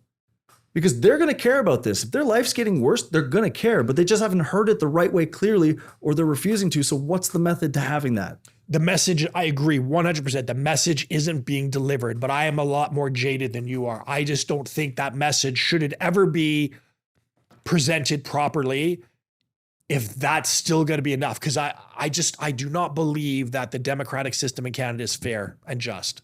Well, I mean, the democratic system everywhere, since there was elections, people have been trying to rig them. So am I saying that's on large scale? No, because I'm not going to go that far. But are there people that are influencing these elections in a way that they shouldn't be? Of course there are. Okay, well, let's take away from the crossover, what happened there. There's evidence to suggest that the Chinese government had high influence in the last 2 elections in Canada. Yeah. Okay. So we've got 575 CCP foreign entities in Canada. Right. Verified, right? Right. So now if we were presuming that that is indeed, I'll cut it in half for you.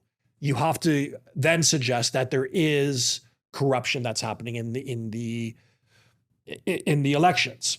So that means that, okay, they were adamant about having the Liberal Party in power. Now, if it looks like the Liberal Party is losing power and there's a chance that the Conservatives may actually take it, do you not think the powers that be, we won't even name the Chinese, the powers that be will do everything in their power to make sure the Liberals maintain their position?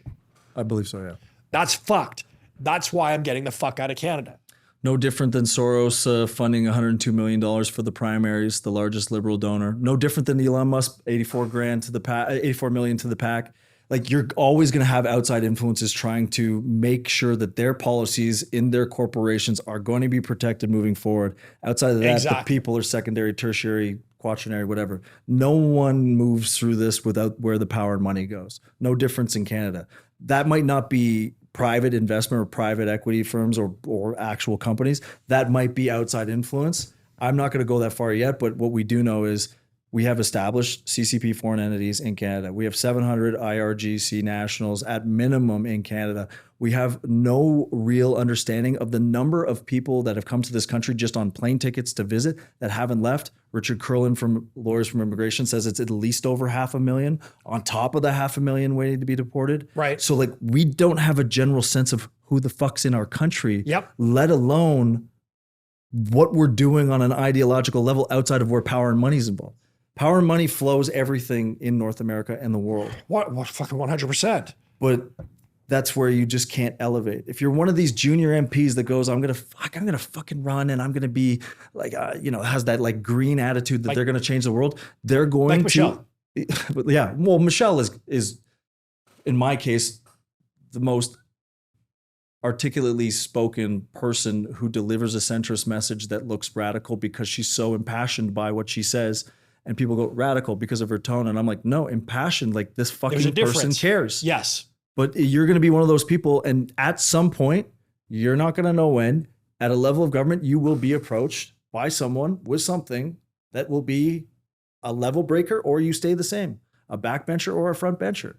And if you don't see that as verified proof through these floor crossers who literally wake up one morning and go, oh God, I'm conservative for 15 years, but fuck it. Today I'm not. I'm done. Oh right. My God. You remember when I fucking loved oil? I hate it now. Like, these are what these people do. And if you can prove to me that they just woke up and start singing the liberal playbook after 15 years of being conservative, you're fucking out of your mind if you don't think it's incentive based.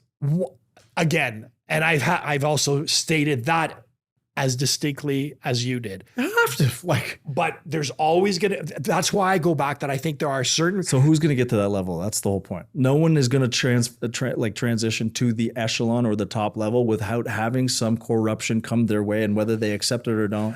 That's my personal belief. I don't have proof of that, but but I mean, power corrupts, right? Power and money and sex, and you're seeing that in all aspects of government on every level. Mm-hmm. And if this is coming out in the States right now with the immense transparency that they're trying to go through, we haven't even attempted a transparency in our government. We have not even held anybody accountable for the 70-odd scandals of the last 11 years. Trudeau seems to be just impervious to any kind of scrutiny. Yeah. Even Well, if this is you how go, bad it is. Alto Rail, right? High-speed rail. We actually believe that's going to be built for $90 billion. We actually believe that that's the price tag that they're going to spend on high-speed rail, and it'll be done by 2030. Like, that's how fucking even crazy going it is. back so far as to the way he did the Freedom Convoy, the way he just destroyed everybody, the way he conducted himself during COVID, the way it's just lie after lie after lie. And it just, Well, there's a great conspiracy behind that. It's not really a conspiracy, but when you see the MAGA uprising in the States during that time, right?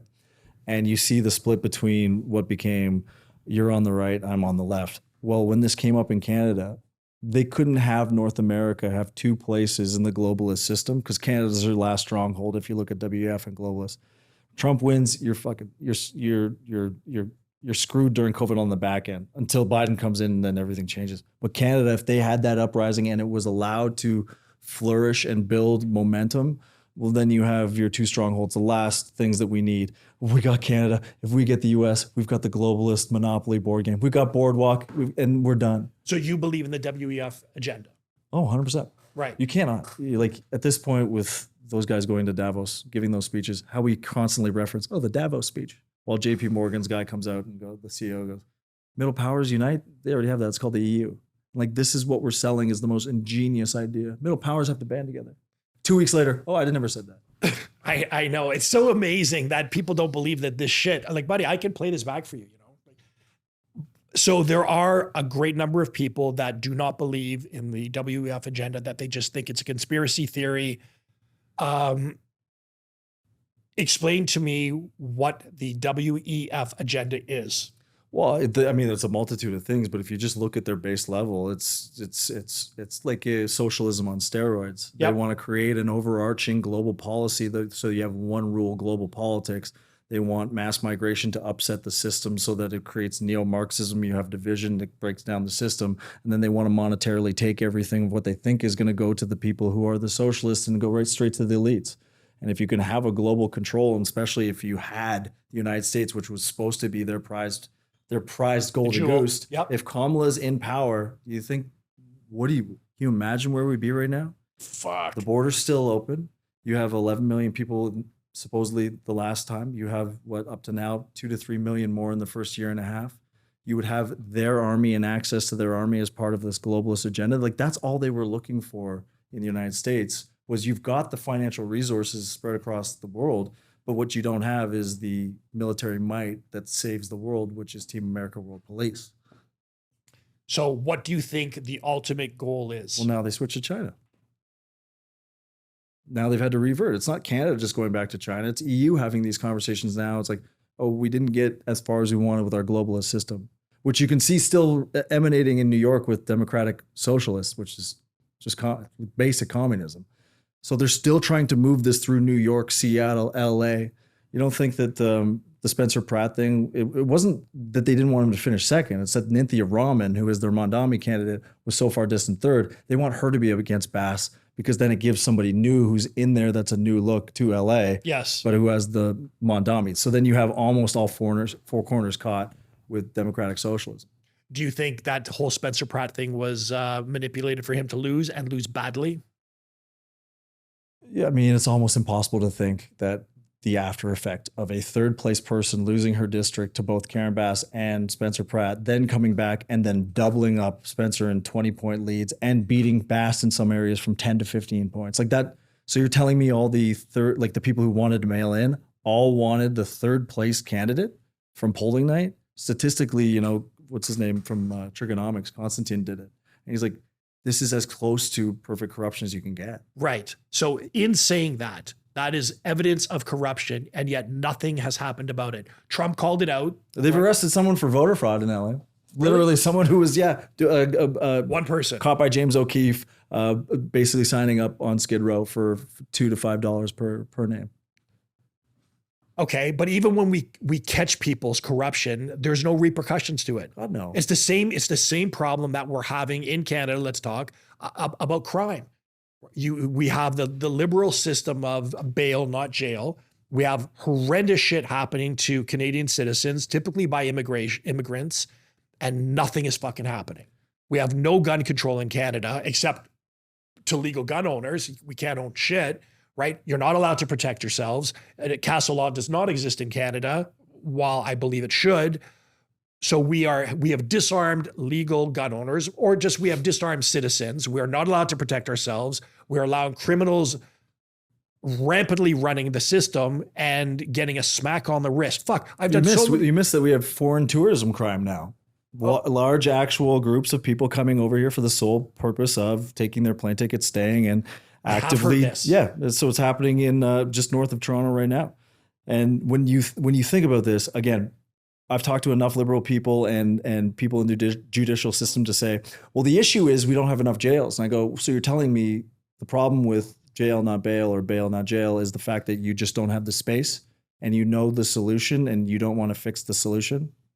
Like, no. Like, what society are you living in when the parameters of law have to be stretched to accompany your mismanagement of the ecosystem? Yeah, because we don't have enough space. If I've been in the drunk tank before. If you break the law, you go to fucking jail. Yeah. And you learn your consequences. If you don't do that and you put people out on bail for heinous crimes, if someone's running a sex trafficking ring and they're out on bail, are you fucking kidding me? That's where you want to live? Here's like, that's the like where we want to be right now. Right. Is that you can abuse the system, get away with it, and what's it teaching you? That you're back on the street the next day? You think someone's going to get a pat on the wrist? Hey, sorry for sex trafficking. I'm going to be fine when I'm out on bail. Yeah. Again, another reason why I am fucking off. Here's a touchy subject for you, and you can answer it or not. Do you believe in capital punishment? Yeah. Okay, well, that was simple. Yeah. Okay. I believe if 100% verified on like heinous crimes, life for life minimum.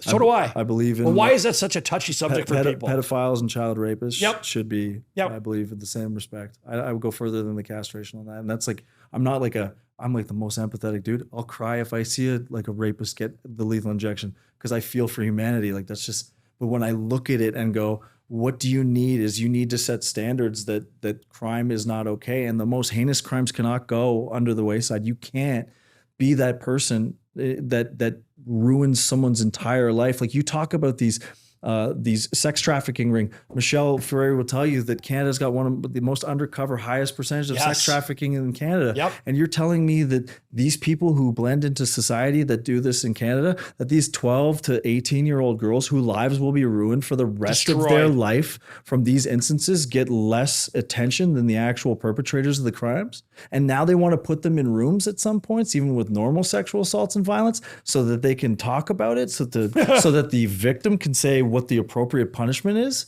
Like this is where we're going. Like it's insanity. If you don't set a crime standard or a judicial standard where like you do this, you go to jail regardless of background.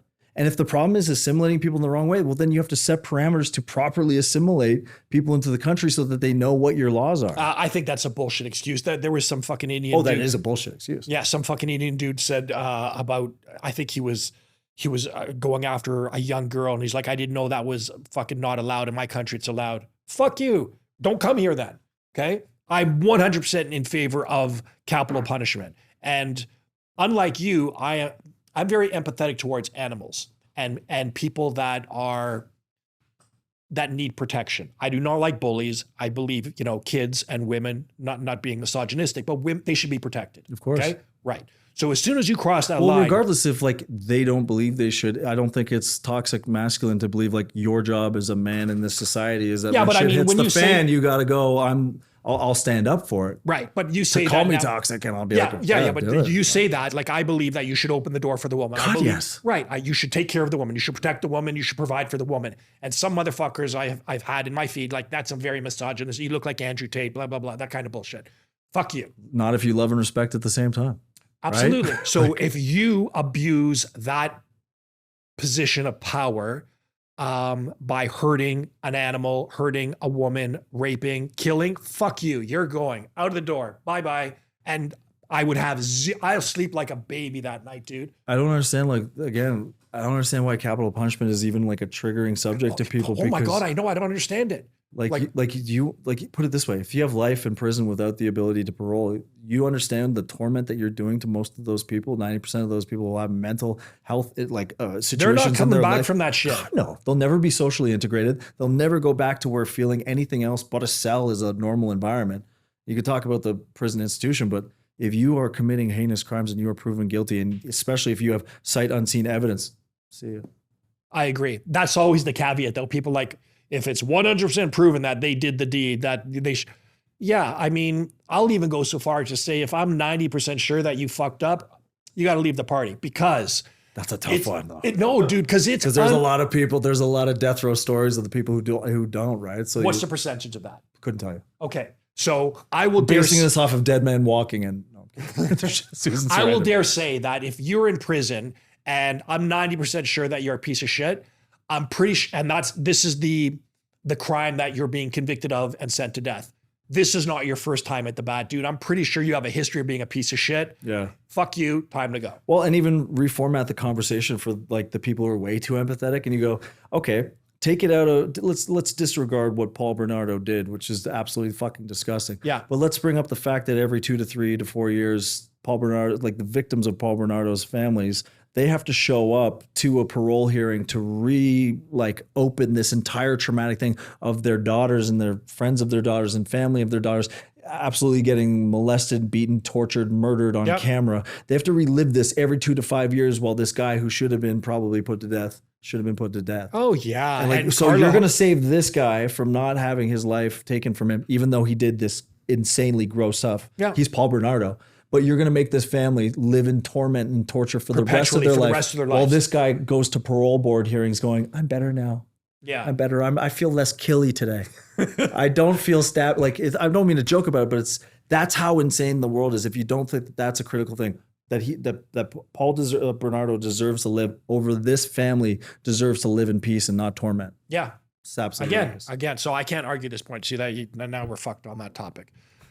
I would welcome any argument for someone to say or why they're against the death penalty. And the only argument you ever get is like, well, there's a lot of evidence of people on death row that didn't commit that crime. Well, here's a great one, right? Now take this into the actual, okay, liberal women they're not voting for conservative, liberal boomers are not.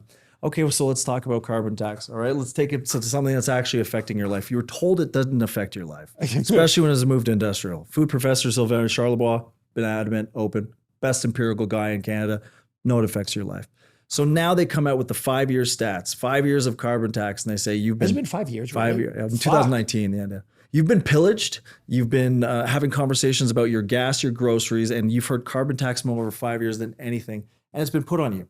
So how much did that money that they took in carbon tax drop our emissions? And it comes out Friday that is 37 hours of Chinese emissions. Mm-hmm. 5 years, all those taxes. Yep. All that is 37 hours, just over a day, just under 2 days of carbon emissions for China. So you flip your economy on its side, you change your infrastructure, you're not investable because you're going towards green tech, new electricity grid without having the proper actual thing. You're pushing EVs, you're pushing all of this net zero. Dude. You're pushing this with 2% of global emissions, and yet— Is it 2%? I thought it was even less. It's like 1.8, yeah. Yeah. But now you're going, by the way, all of that was for a day and a half of what China produces. That's how fucking ridiculous it is. And if you don't see that, I don't care to have the climate debate, because would you rather live in a world that is fucking impoverished and beautiful, or where you can get by and it's the same that we have now? Yeah. Again, I can't argue that point. I think that whole carbon tax is bullshit. People that say, well, it doesn't really affect you, you're a retard because you don't fucking understand what's going on. And again, that's why I have an issue with— I just hate injustice, dude. I can't deal with it anymore. But at some point, we've allowed this to happen. Of course we have. It's great. But it was both the conservatives not vote. When you're in power, this should be a learning lesson right now to anybody coming in, whether you're in Trump's administration, even though they're not going to reset the Supreme Court, or in the conservatives if they do get in. Remember when you're in power and what's it like to have power that might be more advantageous than when you're not in power, and rejig your philosophy around that. Because one step in 2012 eliminates a majority, and we're having more debates and more conversations. If the conservatives say we want a by-election for floor bill, you have to understand that when you have great power, sorry, Spider-Man, it does come with responsibility. And the responsibility isn't just to use it thinking you're always going to be in power. You have to protect for future generations who don't see what you've gone through. They are using that power to stay in power. They don't want to give it up. They have that the Caesar mentality. I want to reign forever. So let's play a game. Yeah. fix Canada. I'll give you 3 to 5 ways that you would fix Canada. Oh, you just need one. You just need to make sure that you can get to Alberta and you dig every last resource that they have out of the ground, and you take off any caps or emission caps that you have in Alberta, and you functionally do what Norway did with their sovereign wealth fund. Because we don't have a sovereign wealth fund. We have a debt fund that's coming. You extract every piece of oil that you can, and regardless of the emissions that go out, you say we have this cap, 5 to 7 years. Take everything out of the ground. You take that out. You put that into a sovereign wealth fund after paying off your debt. If we exposed what was underneath Alberta and the beautiful people of Alberta who actually extract the oil, again, we are a nepotism baby of a country. We have everything. We are that guy who is Joe Montana's kid, who's a high school quarterback, and he's a stud, and he gets to university and he wants to smoke weed. Because I'm tired of saying, oh, we got it. We know we have everything. But you have to cut the red tape. You have to drill everything out of the ground. You have to sell it to people who want it. And you have to invest that money for our future as Canadians. Because Norway's sitting on personal wealth from a oil fund. And there's no difference of eliminating our national debt, reducing the equalization payments so that people can actually not just get mad when it goes out the wrong way. But if you don't start with building your pipelines and oil infrastructure to its full capacity, there's nothing else you should do in Canada. Okay. Do you blame Alberta for wanting to separate? No, I grew up in Quebec, so I understand it. Okay. Yeah, you fuckers want to. You guys are always wanting to leave. It was bad for Anglophones, but when you look at Alberta, this is not just a 5-year, 10-year thing. This is 25 to 30 years of them feeling like they're disconnected. Yeah, they're the While sugar also daddy. too, listen, equalization payments, if you actually go down through them, there's a rationale for functionally how they work out. So each province actually retains what is the same cost of living, but that comes at the expense of $14 billion to Quebec from Alberta's pocket. Mm-hmm. So that's what they see. That's the number, and they feel like they're carrying it. Yes. But then the argument is, you're in Alberta. It's part of Canada. Like, you share your resources, and they go, yeah, but we're not allowed to fucking get these resources to where they need to be. We'd all be rich if you just guys let us do our job. And Okay. they won't, because we got to be the beacon, the lighthouse for the non-polluting nations. Do you really think that's what it's about? No, it's about social and economic collapse. You Yes. want to hand again. Carney wants to help. Day one, he comes in, they build a pipeline. 100%. You put emergency actions in, you get rid of all of the debate around it, and you build it. They don't want to do it because when you strangle that down, you can force green energy in, because look what oil does. And it's just a shadow game. It's the most common shadow game. Do you think Alberta will separate? I hope not. I think the sentiment in Alberta is a lot bigger than people realize. It was in Calgary 2 weeks ago.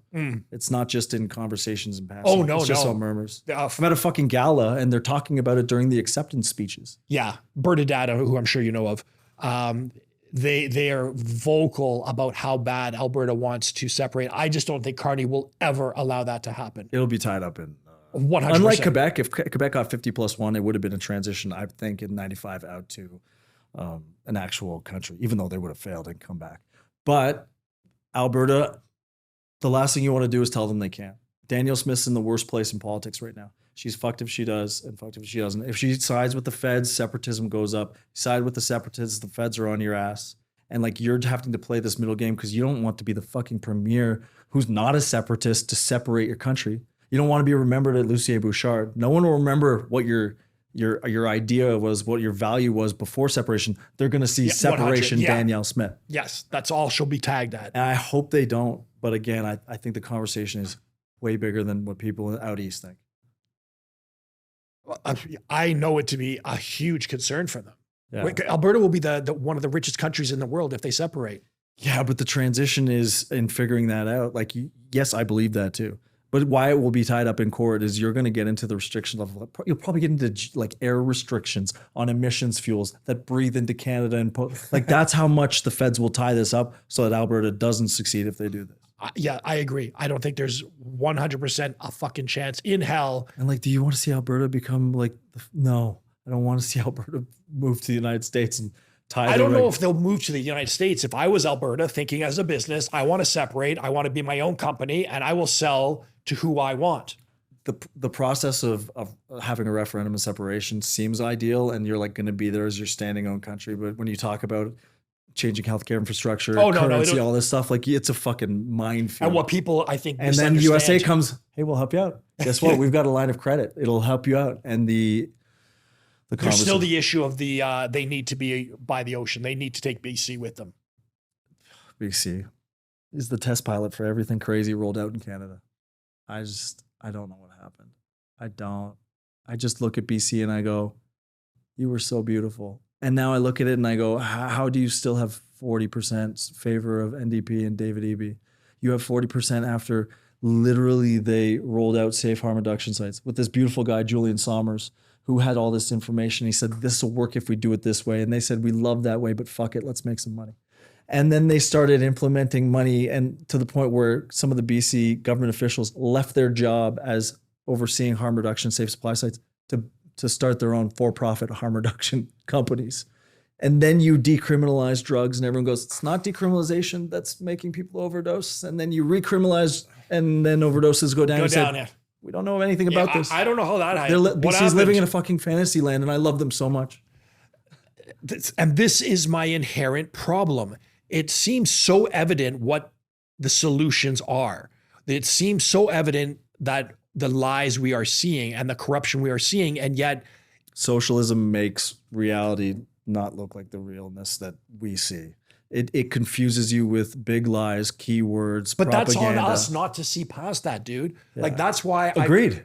But it's hard to be told every single day that affordability is the best, and that's all you hear in the background, and not be able to, like we do in person. We want to be able to communicate.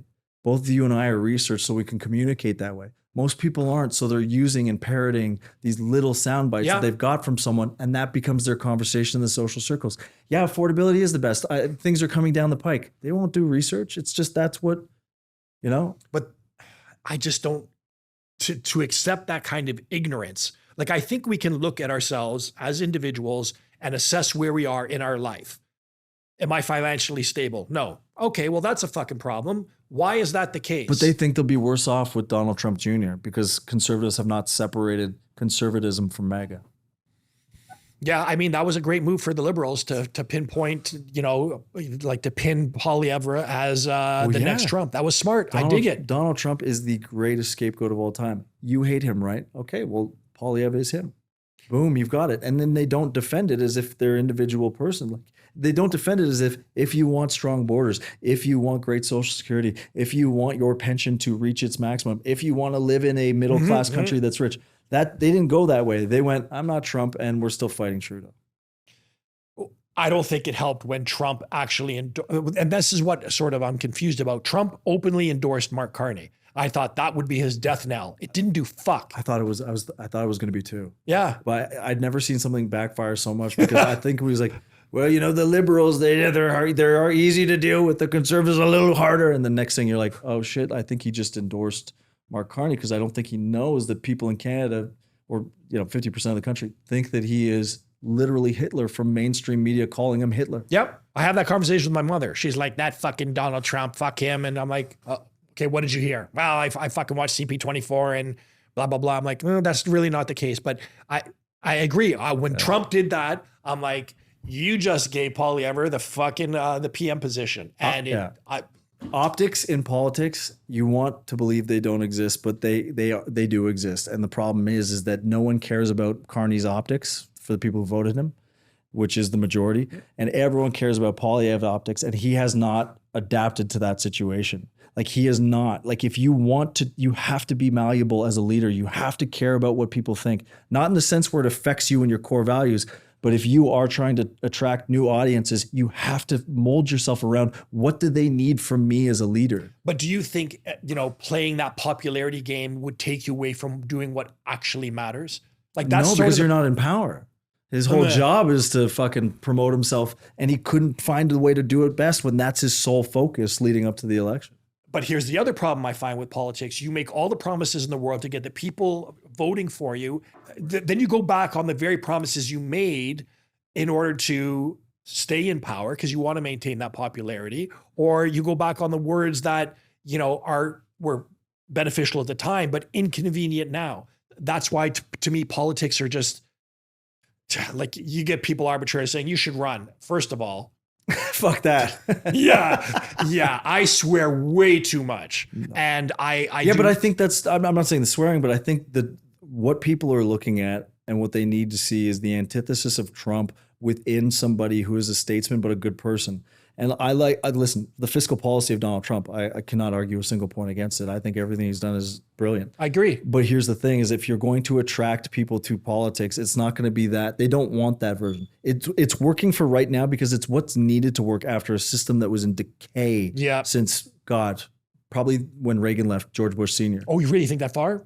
I think that's when the destruction and the implementation started happening. Interesting. I feel like that's when the first iterations of Manchurian stuff started coming down. Yeah, good analogy. Well, I mean, if you think about it, like it's not just Obama. Obama is a part of the system. The system before has to entail that you're not just switching every 4 to 8 years. You have a working relationship. So the government or the deep swamp has been in there forever. And so now Trump today wins the Supreme Court vote so that he can eliminate executive branches positions that are unelected whenever he wants. And now people go, finally, he's going to drain the swamp. That swamp's been there forever. It's not just showing up when the early 2000s. So like when I look at this, you got to go, okay, well, who in Canada right now could face Mark Carney? Is it someone in the conservative, like if you have election today, not 3 years and wait for whatever happens. Is there someone in the party, conservative party, that is electable over Mark Carney right now? No. It's my assertion. Do I think somebody outside like a Mark Mulroney or somebody in the financial service field that has a history with politics could come out as an outsider, that is the Mark Carney outsider, but has conservative values? Yes, I think that exists in Canada. But what is it that's going to be, or what's his incentive that's not going to be, I'm backing Brookfield, I've got a career after, and I'm going to make tons of money on all my conflicts of interest. He's covered. You know, how is that person going to take the risk? How are you going to get someone from the outside that is going to be that person who walks in the room? And I'll say it, you've seen it. We've all been there where someone walks in a room and you go, oh, fucking, that's it. That's it right there. That guy, that girl, they have it. I don't need to talk to them. I just see how people are looking around. And we don't have that in Canadian politics. And that happened to be Mark Carney when he stepped in. Regardless, the liberal machine made him look like that's the guy in the room.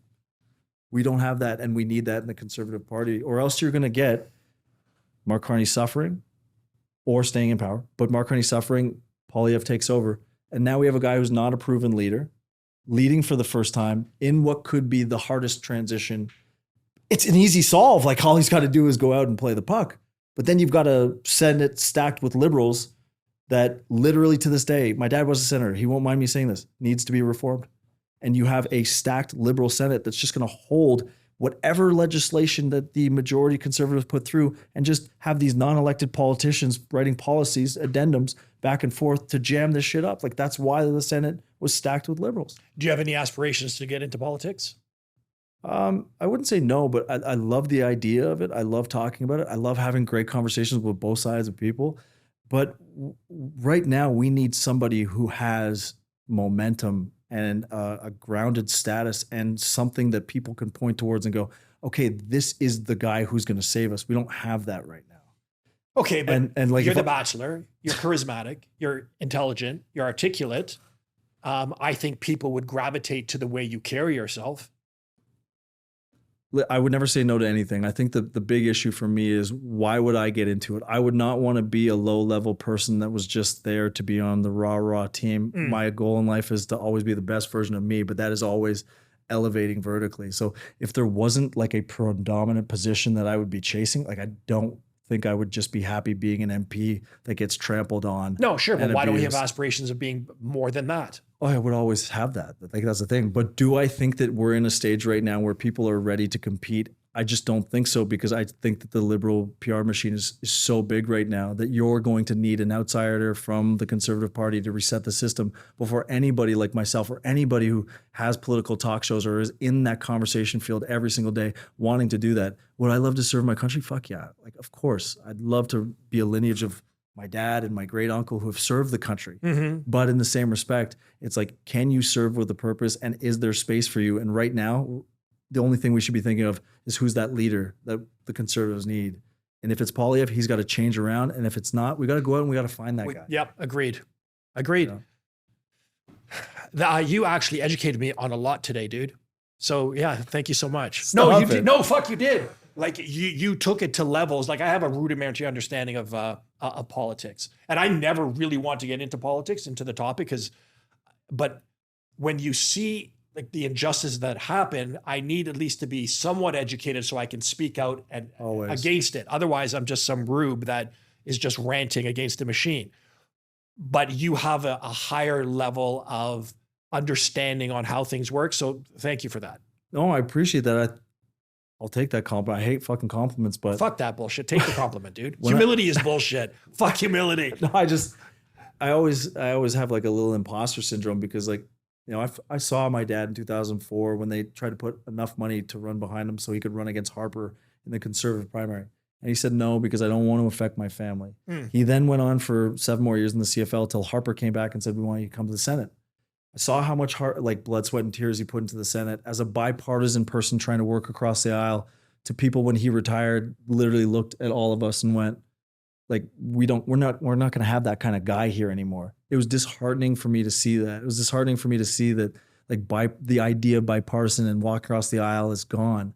And so the reason I would get into politics is to inspire that back. And like politics is not a rigged system, but at the same time, it's hard to go from not understanding politics to hosting your own national show on iHeart. It took me about 2 years of fully understanding and deep diving into having these conversations and being educated on them. You'll never be perfectly educated, but when we stop having these conversations, especially across the aisle, that's when you got to worry about it. I still have hope because there are great fucking people in Canada. And you know what? We're forgetting right now what the last generation did for us. We're forgetting that we're standing on a place where, oh my God, you guys are dirty colonizers. Like, do you imagine, let's just finish with this. Do you imagine if Canada wasn't here and peak woke liberal Britain wasn't here, liberal for that time, wasn't here to actually sign treaties? What would have happened if America took over the entire continent? We wouldn't be having reconciliation claims. You're talking about people who are calling you filthy colonizers. Well, we wouldn't be allowed to have a place where we have the liberty to yell what you are, whatever you believe, if the generation before us didn't fight and die in record numbers to make sure our country and the rest of the world wasn't taken over by Nazis. We are in a place right now where we forget that Canada's veterans were not sent over to Dieppe and to Normandy to storm the beaches in the small sections where it wasn't. They were sent in head first to the hardest places to win. Why? Because we had grit and determination. And I think we're getting to the point right now where it's not toxic masculinity. It's men and women of both sides who you're going to push them to a point where you're going to see, quote unquote, the gloves drop. And not create a physical fight, but stand up and say, listen, we come from lineage of this. We're fucking proud that we come from this. I don't want you to erase this because we would not be here. You would not be yelling at me if we didn't have the freedom that was provided before us. And you want to get rid of all that fucking freedom just because some elite person has told you that socialism is better and all they're trying to do is steal money from you? Well, fuck you, because that's not how the world works. Because I'm not going to get drowned out by you. I want you to have the best social system. I want you to have the best social network and healthcare and all this stuff. I want people who earn a lot of money to pay for that. But I also want the system to balance to where it's not overtaken and you alienate those rich people, because that is the start of socialism. And once that starts, you're fucked. Please tell me you fucking got that. Fuck, buddy. We could end it right there because that was fucking brilliant. I appreciate you, man.